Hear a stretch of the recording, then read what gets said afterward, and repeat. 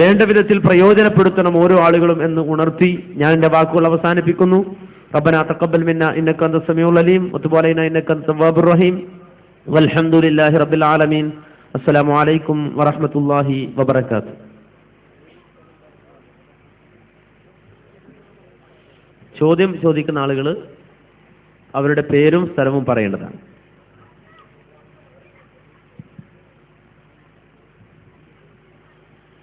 അസ്സലാമു അലൈക്കും. എൻ്റെ പേര് മെഹബൂബ്. എൻ്റെ തിരുവത്തൂരാണ് വീട്, പേഴക്കാപ്പള്ളിയാണ്. എൻ്റെ ചോദ്യം, നേരത്തെ മുജാഹിദ് പ്രസ്ഥാനത്തിലെ പണ്ഡിതന്മാർ പറഞ്ഞിരുന്നത് ജിന്നുകളോ വിളിച്ച് പ്രാർത്ഥിച്ചാൽ അവർക്ക് ഉത്തരം ചെയ്യാൻ കഴിയില്ല. ജിന്നുകളല്ല, അള്ളാഹു വഴിയോ മറ്റെന്തിനോട് വിളിച്ച് പ്രാർത്ഥിച്ചാലും അവർ ഉത്തരം ചെയ്യില്ല എന്നാണ് പറഞ്ഞത്. ഇപ്പോൾ അത് സൂറത്തുൽ ഫാത്തിറിലെ ഉദ്ധരണികൾ ഉദ്ധരിച്ചുകൊണ്ട് അവർ പറഞ്ഞിരുന്നു.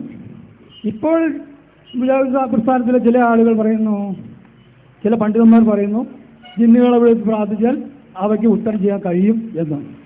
അത് തന്നെ അതിൽ കുറച്ച് നിൽക്കുകയാണോ എന്നുള്ള ചോദ്യം. സഹോദരങ്ങളെ, ഒന്നാമത്തെ ചോദ്യം തന്നെയും യഥാർത്ഥത്തിൽ പച്ചയായ ഒരു ആരോപണമാണ്. മുമ്പ് മുജാഹിദുകൾ പറഞ്ഞുകൊണ്ടിരുന്നത് അല്ലാഹുവല്ലാത്തവരോട് പ്രാർത്ഥിക്കൽ ശിർക്കാണ് എന്നും ഇപ്പോൾ മുജാഹിദുകൾ പറയുന്നത് ജിന്നുകളോട് പ്രാർത്ഥിക്കാമെന്നുമാണ് എന്നാണ്. മഅദല്ലാഹ്, അല്ലാഹു നമ്മെ ഏവരെയും കാത്തുരക്ഷിക്കുമാറാകട്ടെ. അങ്ങനെ പറയുന്നവരിൽ നിന്ന് അല്ലാഹു നമ്മെ രക്ഷിക്കുമാറാകട്ടെ. നമ്മുടെ നാവുകൾ കൊണ്ട് അല്ലാഹു അങ്ങനെ പറയാനുള്ള ഒരു സാഹചര്യം ഉണ്ടാക്കാതിരിക്കട്ടെ. ജിന്നല്ല, മലക്കല്ല, മനുഷ്യനല്ല, മരമല്ല, കല്ലല്ല, ഏത് പടപ്പാണെങ്കിലും ഏത് സൃഷ്ടിയാണെങ്കിലും അവയോടൊന്നും പ്രാർത്ഥിക്കാൻ പാടില്ല എന്ന നിലപാടിൽ തന്നെയാണ് മുജാഹിദ് പ്രസ്ഥാനം അന്നും ഇന്നും എന്നും ഉള്ളത്. അതിലൊരു മാറ്റവും മുജാഹിദ് പ്രസ്ഥാനത്തിന് സംഭവിച്ചിട്ടില്ല. ജിന്നിനോട് പ്രാർത്ഥിക്കാമെന്ന് മുജാഹിദുകൾ പറഞ്ഞിട്ടില്ല, പറയുകയില്ല. ആരെങ്കിലും അങ്ങനെ പറഞ്ഞാൽ അവർക്കെതിരെ ആദ്യമായി ശബ്ദമുയർത്തുന്നത് ഈ പ്രസ്ഥാനമായിരിക്കും എന്നുകൂടി എൻ്റെ സഹോദരനെ അറിയിക്കുകയാണ്. ഒന്നുകൂടി എൻ്റെ സഹോദരൻ മനസ്സിലാക്കണം, ഇൻ തദ്ഉഹും ലാ യസ്മഉ ദുആഅക്കും വലൗ സമിഉ ദുആഅക്കും വലൗ സമിഉ മസ്തജാബു ലക്കും വയൗമൽ ഖിയാമത്തി യക്ഫുറൂന ബിശ്ശിർക്കിക്കും വലാ യുനബ്ബിഉക മിസ്ലു ഖബീർ. നിങ്ങൾ അവരോട് പ്രാർത്ഥിച്ചാൽ, അത് മലക്കാകട്ടെ, മനുഷ്യനാകട്ടെ, ജിന്നാകട്ടെ, കല്ലാകട്ടെ, മരമാകട്ടെ, ആരാകട്ടെ, അവരോട് പ്രാർത്ഥിച്ചാൽ അവർ നിങ്ങളുടെ പ്രാർത്ഥന കേൾക്കുകയില്ല. വലൗ സമിഉ, കേൾക്കുമെന്ന് സങ്കല്പിച്ചാൽ തന്നെ, മസ്തജാബു ലക്കും, അവർ നിങ്ങൾക്ക് ഉത്തരം തരില്ല.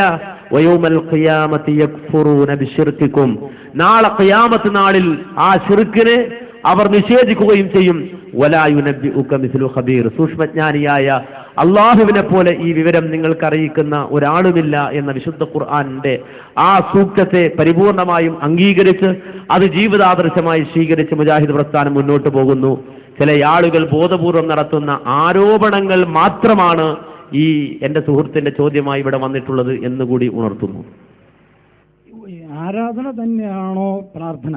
അത് രണ്ടും ഒന്നാണോ, അത് വ്യത്യാസമുണ്ടോ എന്നാണ്?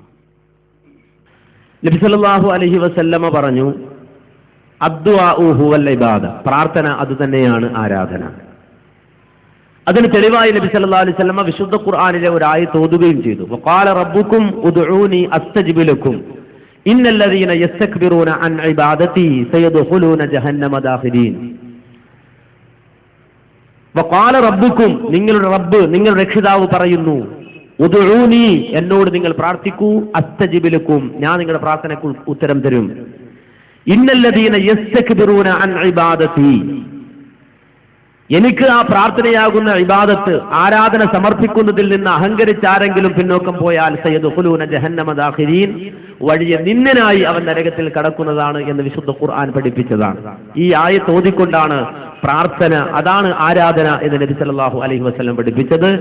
അതുകൊണ്ട് തന്നെ വളരെ വ്യക്തമായി മനസ്സിലാക്കണം, പ്രാർത്ഥന അത് ആരാധനയാണ്, ആരാധനയുടെ കാമ്പാണ്, കഴമ്പാണ് എന്നത് വളരെ വ്യക്തം തന്നെ. ഒരു സംശയവും ആ വിഷയത്തിൽ ഇല്ല.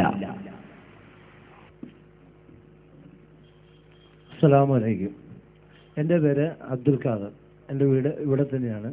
എൻ്റെ ചോദ്യം, മൗലൂദ് റാത്തീബ്